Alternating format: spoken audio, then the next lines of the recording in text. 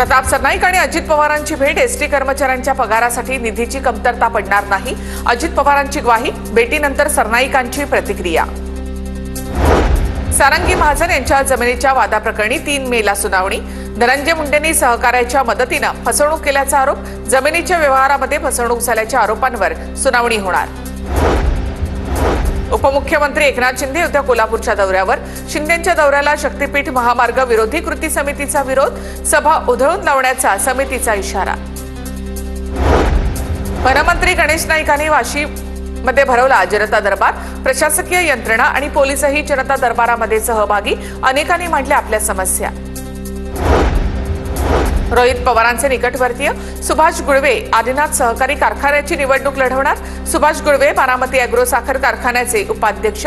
महायुतीच्या पॅनलमधून गुळवे निवडणूक रिंगणामध्ये चर्चांना उधाण।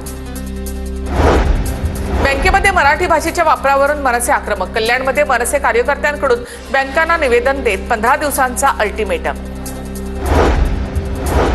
मनसेच्या मराठी भाषा आंदोलनाला कर्नाटक रक्षक वेदिकेचा पाठिंबा। संदीप देशपांडे यांनी कर्नाटक रक्षक वेदिकेचे आभार मानले। मनसेकडून बँका आणि सरकारी कार्यालयांमध्ये मराठी सक्तीसाठी निवेदन देण्यात आले। सिंधुदुर्गच्या फणसगाव या ठिकाणी रस्त्याचं काम निकृष्ट दर्जाचं। 2 दिवसांपूर्वीच रस्त्याचं डांबरीकरण। संतप्त ग्रामस्थांनी संबंधित अधिकाऱ्यांना धारेवर धरलं। परळी शहरामधून वाहणाऱ्या सरस्वती नदीमध्ये भूमाफियांकडून अतिक्रमण। पर्यावरण मंत्री पंकजा मुंडेंकडून सरस्वती नदीची पाहणी, तर पंकजा मुंडेंकडून सरस्वती नदीचं पुनरुज्जीवन करण्याची जबाबदारी।